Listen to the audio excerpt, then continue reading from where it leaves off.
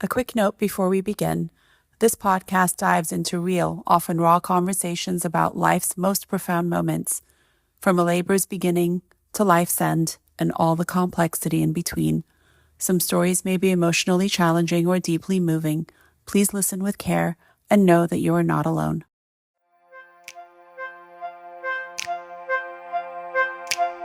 Welcome to the Atoosa podcast. I'm your host, Atoosa Benji.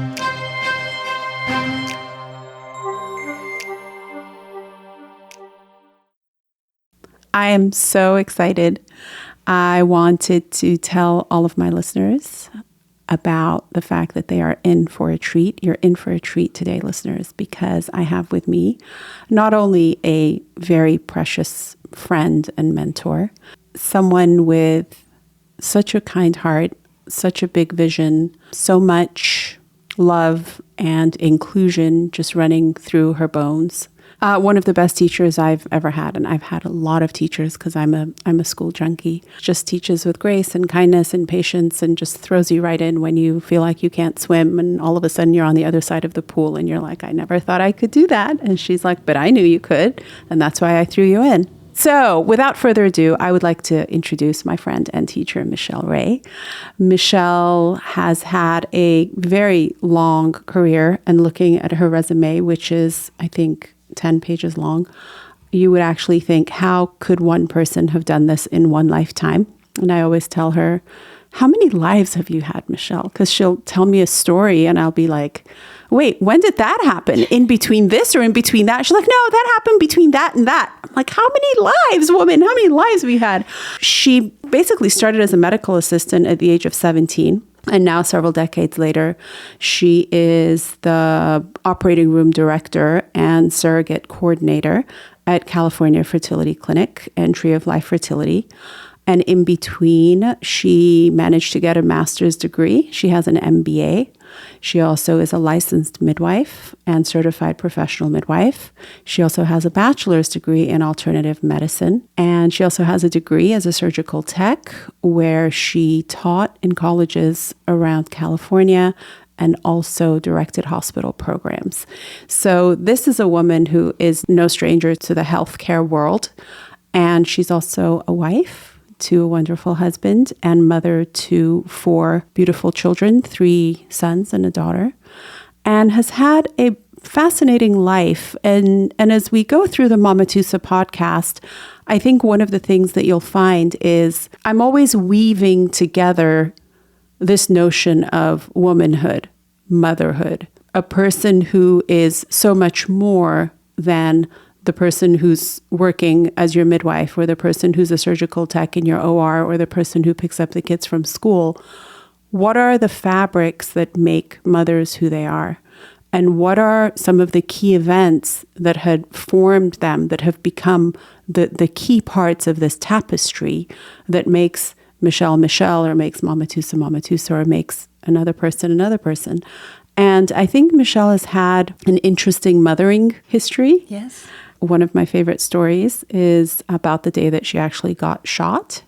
We'll talk a little bit about that. A couple of her very interesting OR stories while doing open surgery and interesting things happening in hospitals. Many.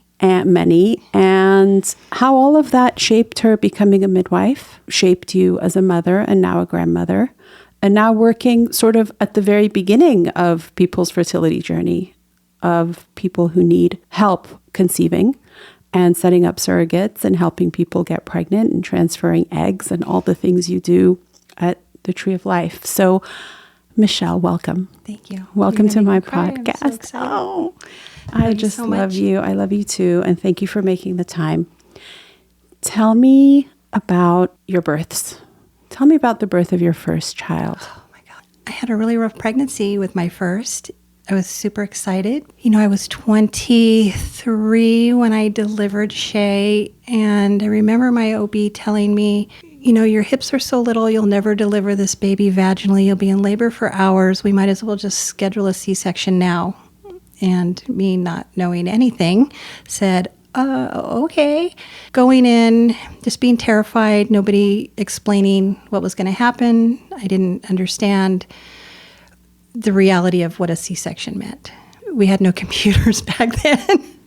So I couldn't go online and do research, so I just really had no information except for the book that we all hate, What to Expect When You're Expecting. Yes. And the nurse is not giving me any information, just being wheeled into the operating room. The operating room at that time was really like home to me. Already I'd been in there so many times as an OR tech, but not as a patient. The feeling of them literally ripping my baby from my body was something I didn't expect. And the postpartum was really awful too. I think I didn't bond with my baby the way that I thought I should. It took me a while to feel like his mother, to feel like he was mine.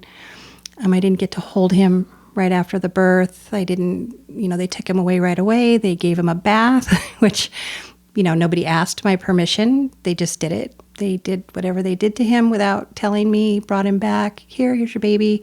And I felt like it took days, weeks before I felt that bond starting to come. And so I thought that was normal. I just thought that was the way it was supposed to be. And my mother told me the story of when she delivered me. I was breech and her water broke, and she went to the hospital, and I was crowning, or my bottom was coming out, and they ethered her. So when she woke up, she didn't even know if she had had a baby or if it was a boy or a girl. So for her, it was the same experience. And she said, oh, this is normal, to not bond with your baby right away. And so it wasn't until later that I realized that that's not normal. So that was my first. Sweet oldest child. And what happened by the time you had your second child? I was pregnant 6 months later. So I had Robert. They're 15 months apart. Busy. My anesthesiologist was horrible. He told me that he couldn't get the epidural in because I'd gained too much weight.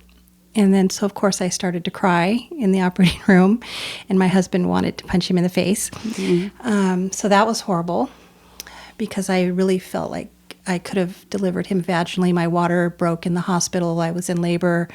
But again, at 24, I still hadn't received any real birth education. I think we went to Lamaze back then, and that was more like, here, breathe like this and you'll be fine. In the hospital setting, usually. In the not even setting. an out-of-hospital class. Yeah. Right. And there was no education on, hey, if you have a C-section, here's some things to expect. I think they gave me a morphine spinal. I'm not really sure. All I know is I had a horrendous headache. I was shaking. I couldn't hold my baby. Again, they had taken the baby away to do a bath and whatever. And just same experience, just felt like I didn't connect with him for a while. It's interesting because I feel like when it comes to that childbirth education, there's so much of that check it off the list.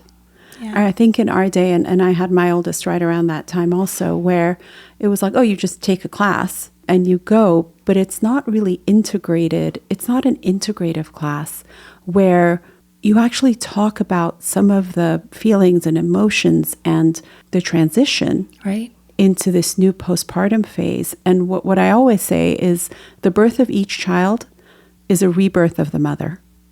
Every time we give birth, that mother is born again and is transformed. This, with your second child, this experience of, okay, this time I took a class, this time I'm prepared, this time I've done it before.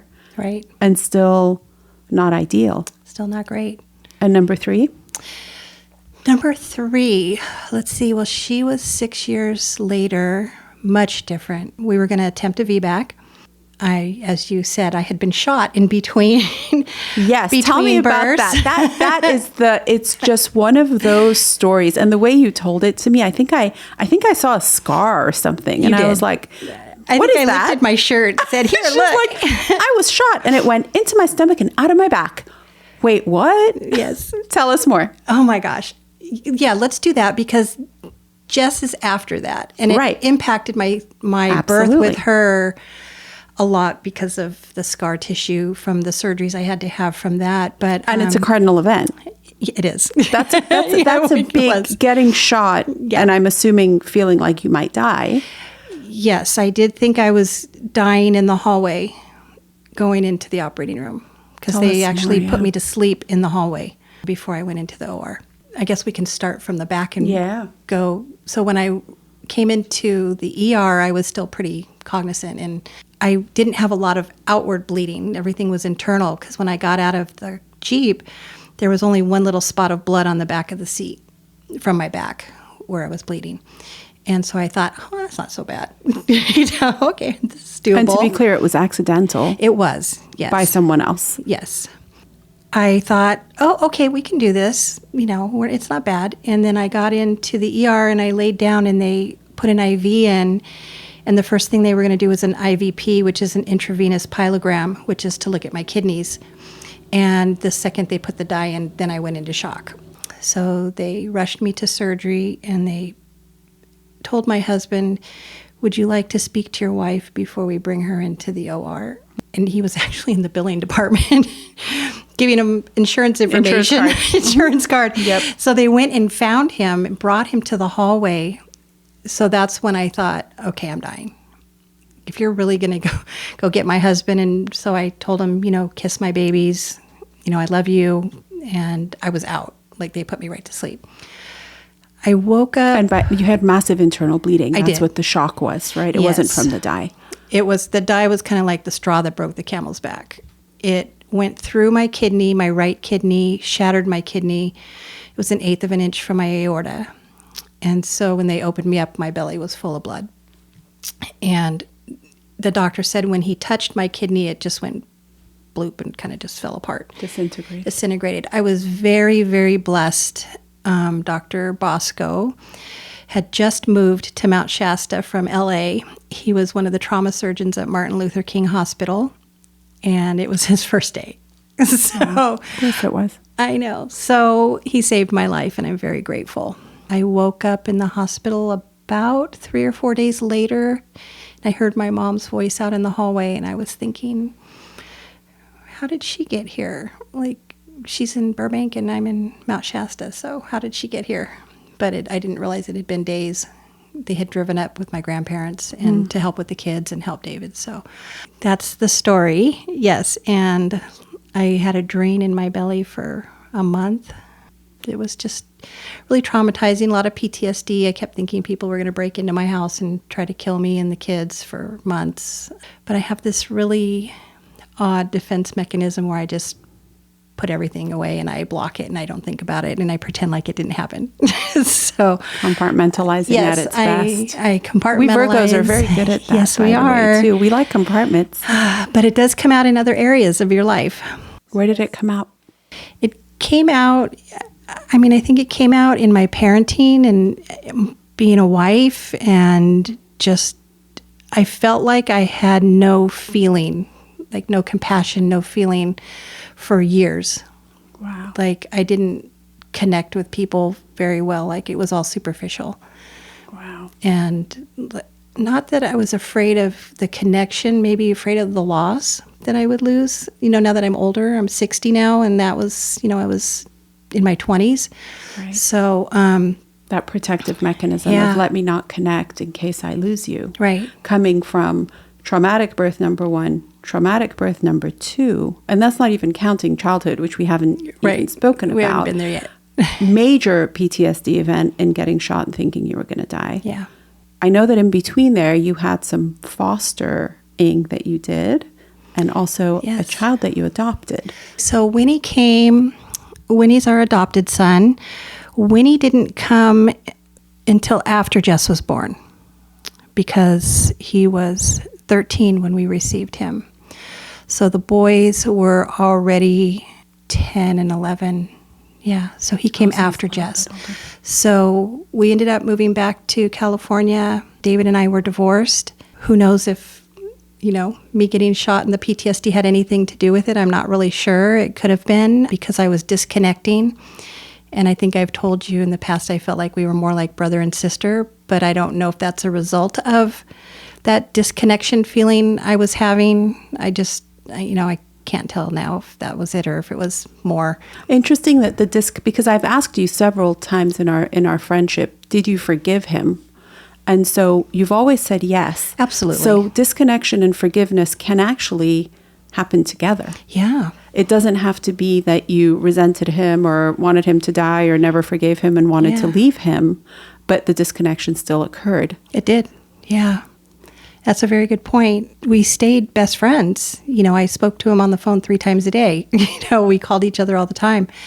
And we were great co-parents and rarely argued and always tried to put the boys' best interest at heart and whatever was going to make them happy. In that kind of period of time when we moved back to LA is when I met my current husband, Peter. So we've been together 32 years. And he's a great stepdad, dad, amazing husband, father, grandpa, which he's Opa today. And we had Jess. Like I said, we were going to attempt a VBAC for her, but at the last minute, my doctor was like, I'm really not comfortable with this. You have a lot of abdominal injury, a lot of scar tissue. I'm just really not comfortable doing this. So this would have been a VBAC 2C, yeah, which means a VBAC, vaginal birth after C-section. We're going to discuss all of the details and the words and the acronyms, but basically a VBAC is a vaginal birth after a C-section once it is completed. Before that, it's actually called a TOLAC, yes, which is a trial of labor after a C-section. So you actually never went for the TOLAC because your doctor believed that it was just too risky. So it was a TOLAC 2C, which is a trial of labor after C-section, after 2 C-sections, correct, after major abdominal trauma, correct, only 1 kidney, yes, and scar tissue for yes, days. For days, I'm assuming. So you scheduled the C-section. I was in labor. Oh, you actually went into labor. I was in labor. Yeah, I was in labor. And I was really fortunate again because my anesthesiologist was a very good friend of mine since I worked at the hospital. He's Dr. Dietrich, who's unfortunately now fully paralyzed from another really horrible injury. Amazing anesthesiologist. He was great. His girlfriend at the time was my cousin, who was also a scrub tech. So she got to be in the room scrubbing in on the case, and then Pete. So it was like a little family affair. So it was probably just as good as having a vaginal birth because I had. You kind of had you had a home birth C-section in the OR, and the OR is your playground anyway. Yes. So it was fine. It was very comfortable. It was probably, it was obviously the best birth of the 3, and that postpartum connection after having a C-section is rough. It's really rough. And I also ended up back in the hospital. I got pneumonia. I was discharged home. 2 days later, ended up back in the hospital with 105 fever with pneumonia. And she had to go home with Dad because she was already discharged. So they wouldn't readmit her. So we were separated for almost 2 weeks while I was in the hospital. We had a rough start with her too.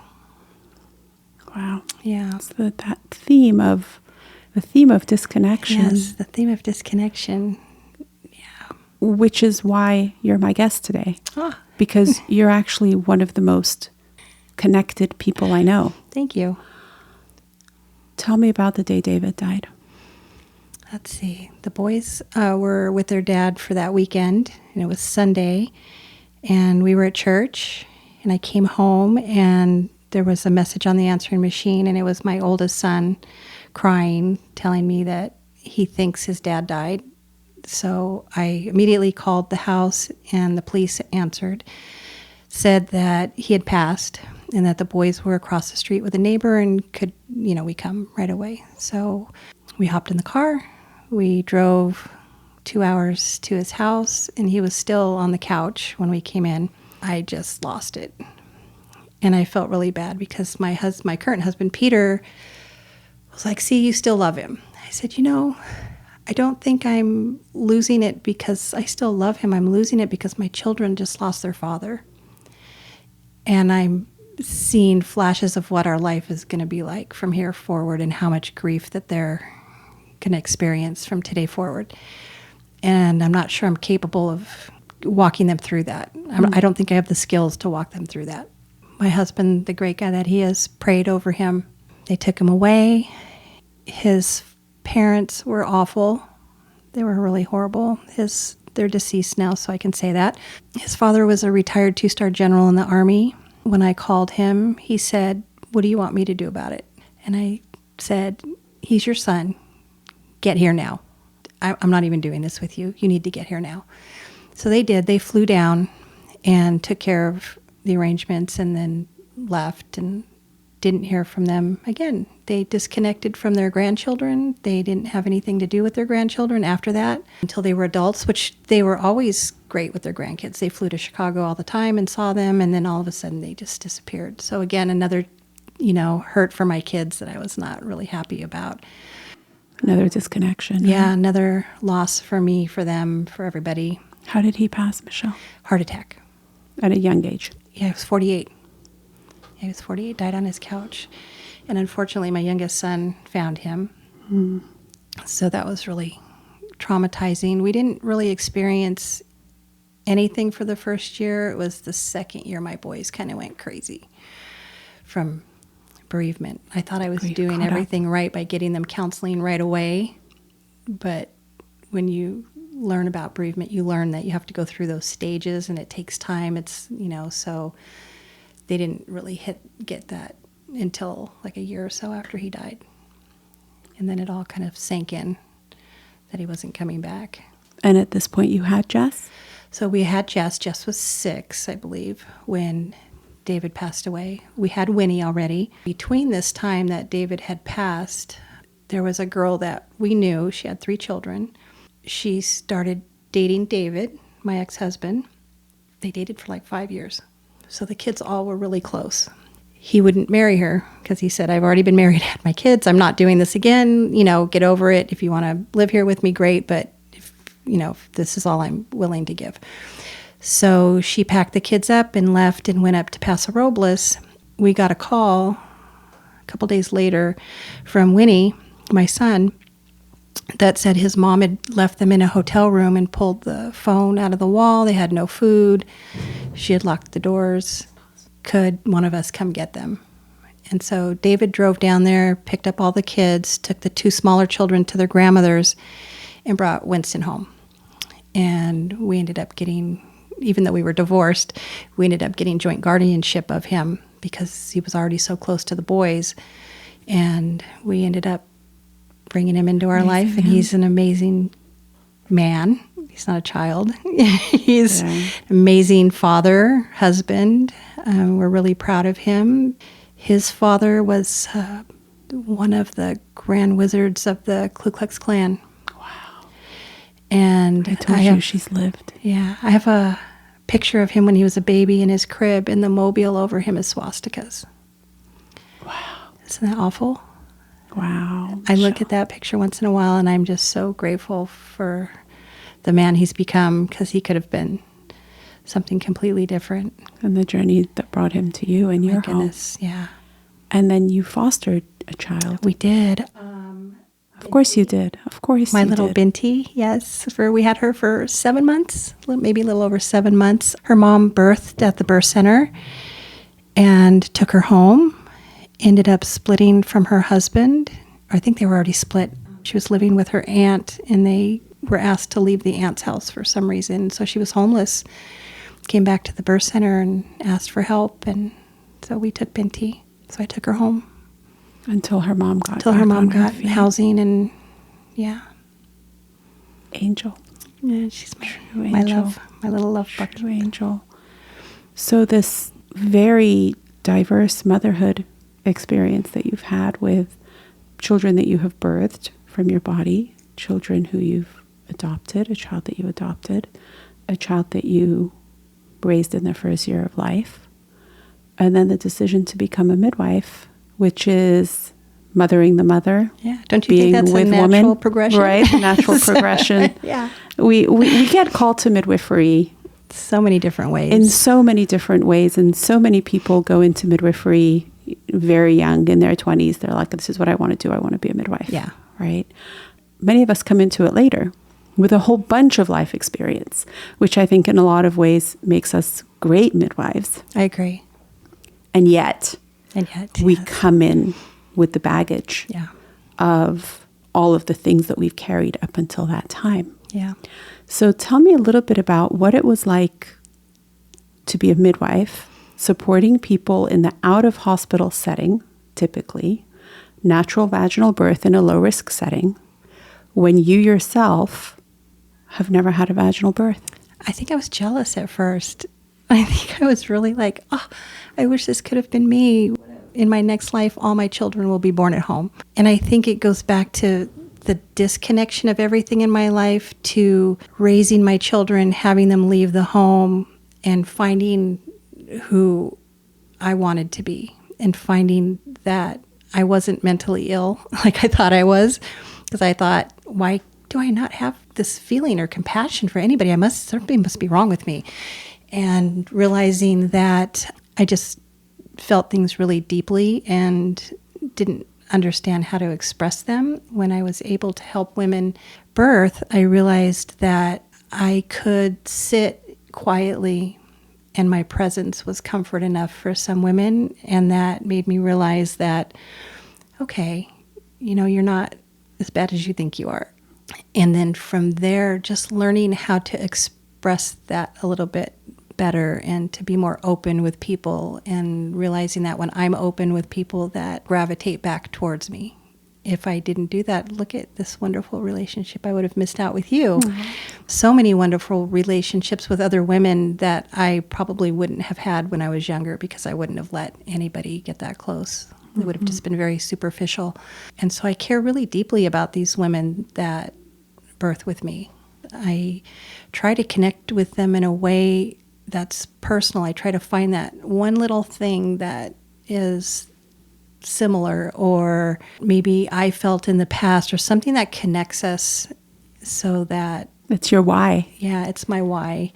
And a lot of them, I feel like they're my daughters almost, because after that, almost a year of caring for these women, and then they birth, you've built this relationship with them that is so loving and trusting. I really do feel like some of them are my daughters, and I would protect them with my life, and their babies with my life. And I'm so grateful that they trust me to care for them and their babies, because I'm not sure I would have let anybody. I'm not sure at 20 I would have had a midwife, because I wouldn't have trusted that model, because I was raised with a medical model. Right, you were raised in an OR, basically. I was raised in an From OR. a very young age. Yes, and I was also raised with parents and grandparents who were, the doctor is the boss, he's educated, you do what they tell you, this is the way it's done, you don't do anything outside what the doctor tells you. Don't ask questions. Right, don't ask questions, you just do what you're told. Right. It took me a really long time to stand up and say, no, that's not really the way it's supposed to be, because now I've seen it. Not all doctors are that smart. They're not all that great. And I've worked with some of them. And so I know that the only person that's going to protect me is me. Wanting to advocate for women who were like me when I was younger, who didn't know better, or who didn't know how to do that for themselves. And that's why I became a midwife, is to hopefully give somebody else the opportunity to have that vaginal birth that they really desire, just because they were told, oh, you'll labor for hours, you'll never do this, or we're just going to do a section, your baby's too big, or we see it as midwives all day long. Yeah. Where women are told they can't birth their babies. The belief as a midwife is God will give you the baby your body can deliver. And we trust that. We trust our bodies to do what God made them to do. They're perfect. I just wanted to be able to support that. So talk to me about informed choice and informed decision-making, and how that is particularly tender to your heart. Informed choice. And that's hard for me too, because sometimes my medical brain will step in and I want to say, you really need to do this. I have to zip it, because it's their choice. It's their body. It's their baby. And all I can do is give them the options and tell them, here's your options. But sometimes I do find myself saying, however, if this was my baby or my daughter, it just comes out. I can't help it. And I'm really trying to work on that, because it's not easy. It's not easy, because, again, I want to protect them. But it is important that every woman has the right to make the choice that's right for her and her child. And really the job of the provider is present where we're at, give the costs of whatever intervention it is you're recommending, give the benefits, and then give your experience. Right. So it is appropriate for us as midwives to be like, look, this is what I've experienced in my years as a midwife. This is what I've seen. This is what I'm telling you that my experience has been. And still, ultimately, it's your decision, which sometimes it's hard because you want to stop after that. Right. Like, this is what I've seen, and please don't do that. Please don't do that, or please do that, right? Whatever it is. So it really is mitigating that decision to be made by the birthing person, because what we forget, and I've talked to a lot of providers about this, is that did you know that when that person takes their baby home, they are going to make a million decisions for that child? Yeah, without way you. past the birth without us? Yeah. Every decision imaginable until that kid is able to make decisions for themselves, pretty much. And somehow we stop at the birth. Right. We stop at the birth, and then we move a little bit to like formula, breast milk, private school, public school, vaccine, not vaccine. Those are sort of the main things that you talk about. And it's funny. Like, but what about all the decisions, all the micro decisions, all the things that are yours to make because you are raising this child? Right. You're the parent. You're the parent. So many providers want to take that away from both mothers and fathers. I mean, I see it happen to couples, not just the woman, but couples as parents, not even allowing them to make decisions together or giving them time to talk about what that decision is going to mean. You know, you're having a C-section. We'll be back in 2 minutes. Well, hold on. My husband and I want to talk about this. No, there's no time your baby's going to die. I've heard that come out of doctors and nurses' mouths so many times. You know, if you don't do this, your baby will die. And it's not always true. And you'll have to live with that. Yeah. And it's not always true. Yeah. You know, I mean, I'm sure there's certain circumstances that, yes, that could be true, but it's not always true. Sometimes there's so much fear used to pressure parents to make decisions, you know, and then you have the guilt of, oh my God, I'm going to kill my baby if I don't do what they say. And we're back to the old model of, you know, they're the doctor, do what they say. Right. And doctor knows best. We're coming away from, no, you're the mother. You have the best instincts in the world. I'm always going to listen. If you tell me something's not right, I'm going to trust that something's not right. Right.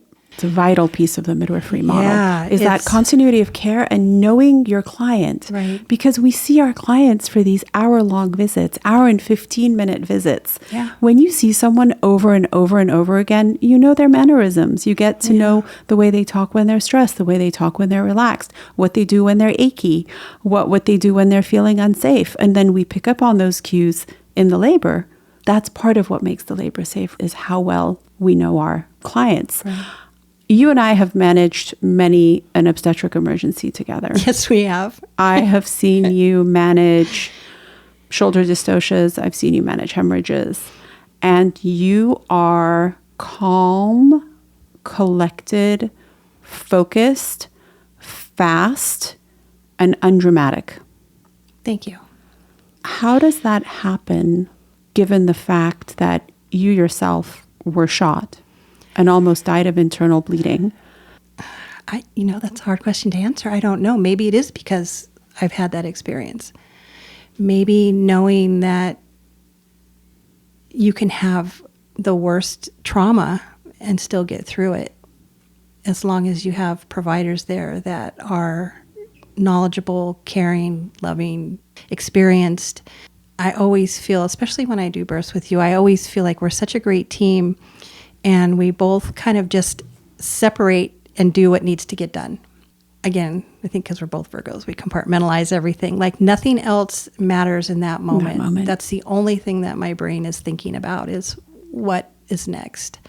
And plus I have, you know, over 30, 40 years in the operating room dealing with many, many high trauma situations. You don't have the luxury of panicking. You have to be on it. You have to know exactly what to do. You have to, that patient's life is in your hands. And the same with midwifery. This patient, and I have two patients, you know, this mom and her baby, their life is in our hands. And if I don't do what needs to get done, then it could go really bad very quickly.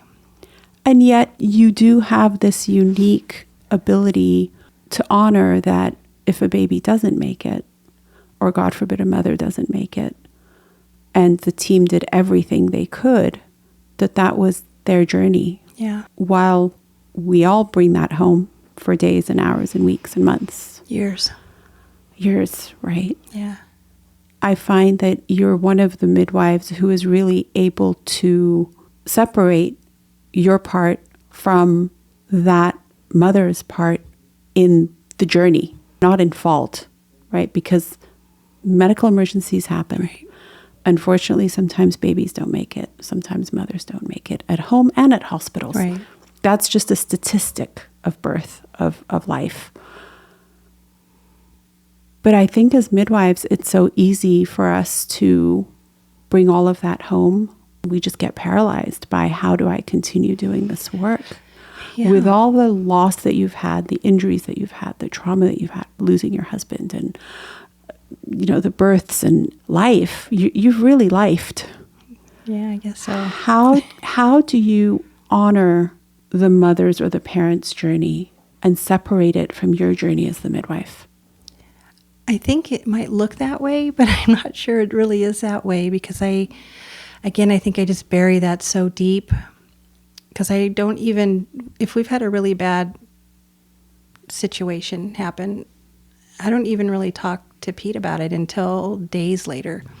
I have to really process it. I have to bury it first and then let everything fall out the way that it needs to, kind of process, and then bring it back up and then talk to Pete about it. We talk about it and then debrief about it. Yeah, and debriefing. But I need to debrief alone first. I kind of need to just make sure that I did everything right. I kind of have to go through the steps of everything, making sure, because if I didn't do something right, I need to be accountable for that as well. So I want to make sure that, did I do everything that I could have done, and did everything go, as well as it could have, even though we didn't have the greatest outcome?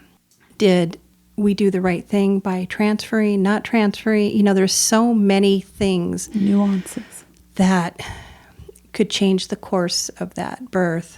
And, I just have to walk myself through it. And I know, by the grace of God, our emergencies were all handled and managed and collaborated. Yes. And thank you, God, mothers and babies are together and healthy. I know you had seen some losses in previous settings. I have. I haven't personally lost any babies or mothers, thank God. But in the hospital, when I worked in the hospital, I've seen many. And then I still have to go home and go, how was that mismanaged? Like, what could have been done differently?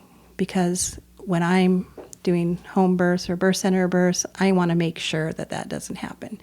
Like, why didn't they do this? Why didn't they do that? We're just, we're trained so differently than doctors and nurses. It's through no fault of their own. It's just the way the training is set up. Yeah, we're trained so differently. Like, a doctor doesn't really get any nutrition training. I think we have such great outcomes because we do talk about nutrition, and we talk about hydration and exercise and supplements and all of the things that you can do to keep tissue integrity so you don't tear. Or if you do tear, the suturing is going to be a lot easier for us and for you as the client.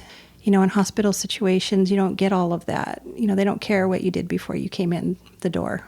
So yeah, 7-minute visit is the average length of an OB visit in America. Yeah. 7 minutes. 7 to 10. Yeah. Yeah. And the midwifery model is 60 to 75. Or more. Or more. Because sometimes we're there all day. No. Because sometimes you just see it on the client's face. And the question is, what's going on with you? Right. Right. Are you okay? Well, you know what? My mom just died. Oh, I can promise you that in a 7-minute visit, it's very hard, not by the fault of the physician. Right. It's a systemic problem that just can't be addressed. And how can we not address something like that as the person is about to be transformed into a mother again, or for the first time themselves? Yeah, I have to tell you, when I was in the office a few weeks ago, I was seeing an OB patient.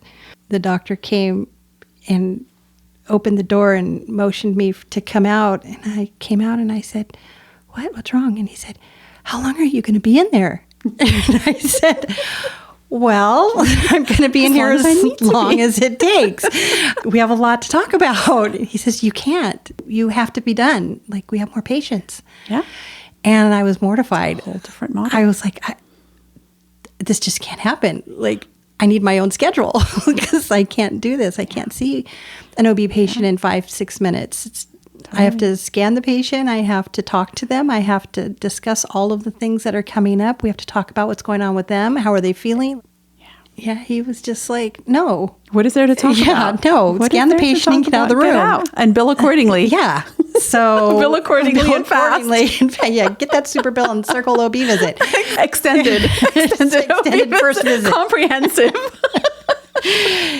I might get 15 minutes if it was comprehensive, but I'm constantly getting, I shouldn't say yelled at work, but I'm constantly getting like, hello, you don't have all day to be in the room. Yeah. And so what we've done is we've given Michelle her own schedule. And so I've told the girls up front, if you book an OB patient, give me an hour.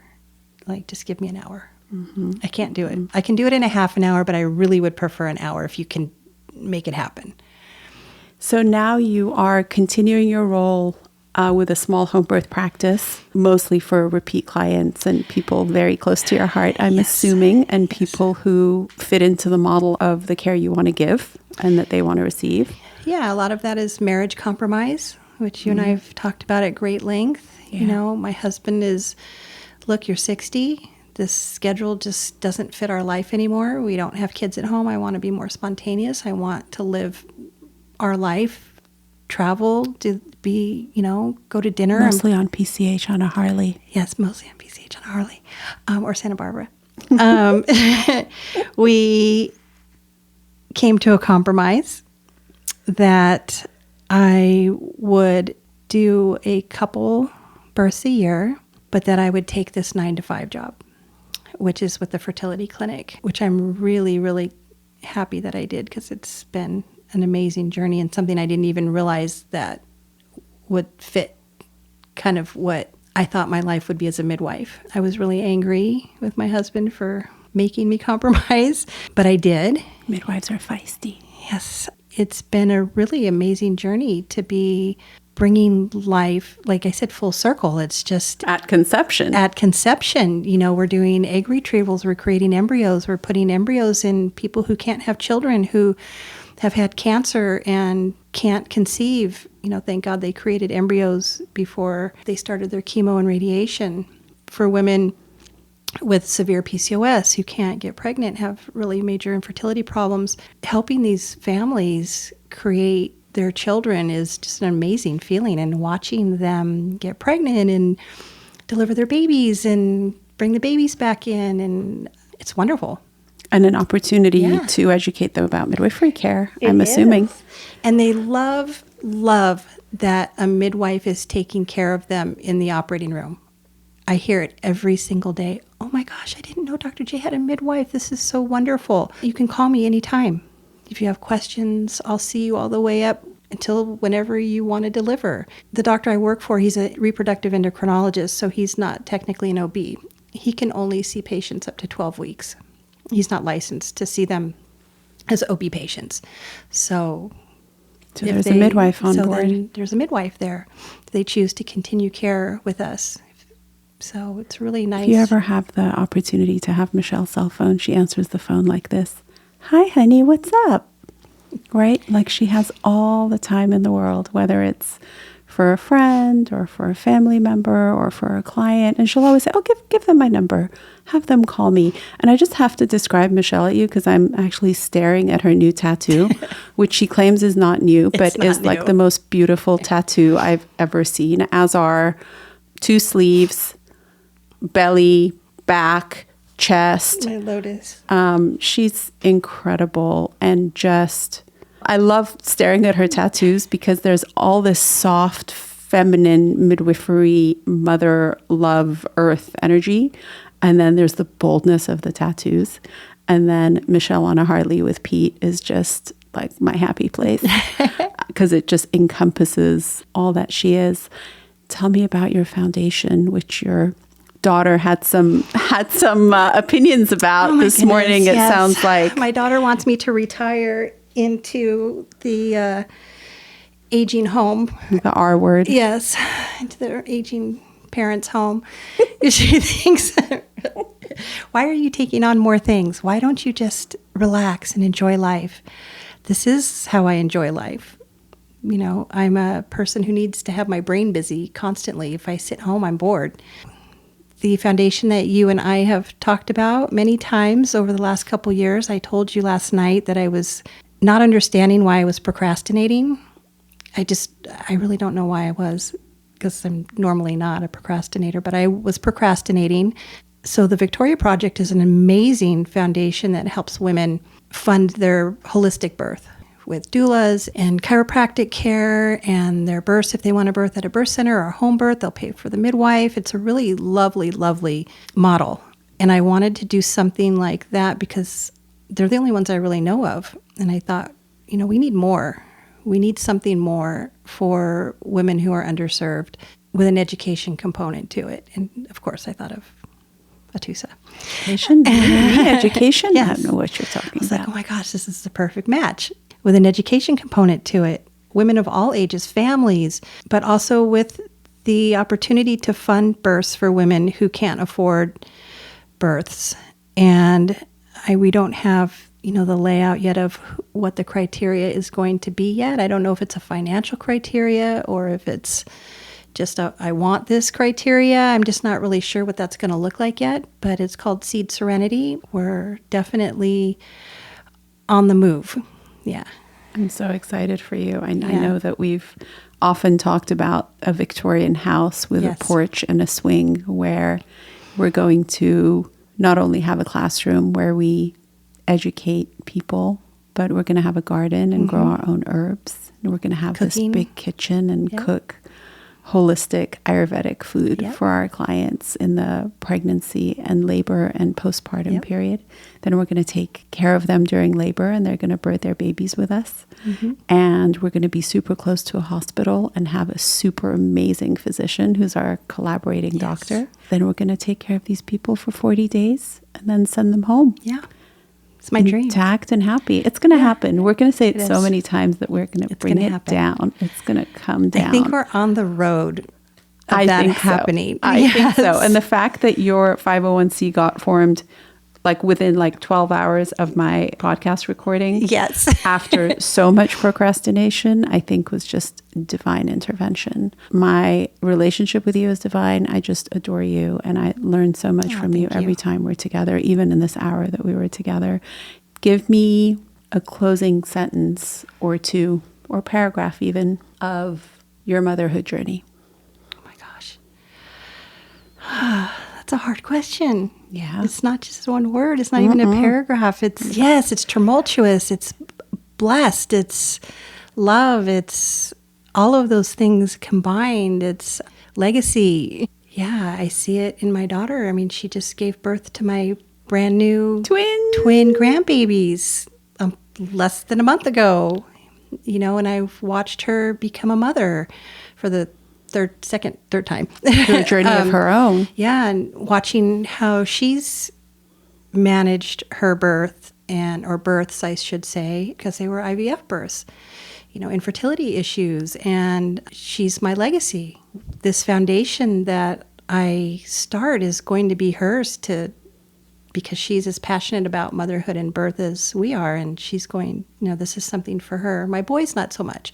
No, Jess for sure is an amazing mom and wife and wants to carry this forward for women. And so everything I do for these grandchildren and for my daughter and for my sons and their children. And so, yeah, I guess legacy would be the biggest word. I love that. Yeah. Legacy. And I feel there's many times in my life where I just have to zip it and say little. Would you agree that being a mother and a grandmother and a midwife is the ultimate test of zipitism? Yes. Where you watch this child that came out of you doing things their own way, and you're like, really? Why are you doing that? There's another way to do that, you know? There's an easier way to do this. My way's better. And we get to just watch, right? And sometimes I slip. Yeah. I slip. I mean, Ariella will tell you there are many times I slip and then I have to zip it back up. But it's almost like watching our clients, right? It's their journey. Even though they came out of us, we raised them. We have these big plans for our children and grandchildren. They're the ones that make the decision for our grandchildren, not us. And didn't we raise our daughters to be independent and to fight for their rights and to do all of the things that they can as women? And here they are, and then we get angry that they're doing it. You get controlling over how they should do it, right? Yeah, it's like the ultimate oxymoron, right? We just had a conversation on my way to your house this morning about one of the babies having a lip and tongue tie because he has a really shallow latch. And I had told her the birth. The baby has what's going on. And she's like, I think, he has a lip tie because his latch, he just won't breastfeed. And I'm going to go to the pediatrician and have them. I said, why don't you just go to, why don't I just set it up so you can go to Dr. Lee and just have it done? Like, I know he has one. I already told you he has one. No. I'll ask the pediatrician and get their recommendation. And I was like, so mad. I just wanted her to say, okay, I'll do what you want. And I was like, you know what? You're right. Just do whatever you're going to do. Yep. And it was so hard for me to just zip it. It's really the ultimate. Yeah. It's one of the ultimate challenges of my motherhood journey, at least. Yeah. Thank you. Thank you so much for having me. Thank you for being here. And I'm looking for, I love you more, and many, many more births together. Yes. And watching this foundation grow and your legacy. And the legacy of Michelle Rey. Oh my goodness. Thank you, friend. Thanks for listening to the Mama Atoosa podcast on the Industry Plant Podcast Network. Mama Atoosa is hosted by me, Atoosa Benji, and produced by Josh Stretton Carlson. Our theme music is composed by Mary Lalazarian. If you enjoyed the podcast, please consider leaving us a review and subscribing. See you next Tuesday.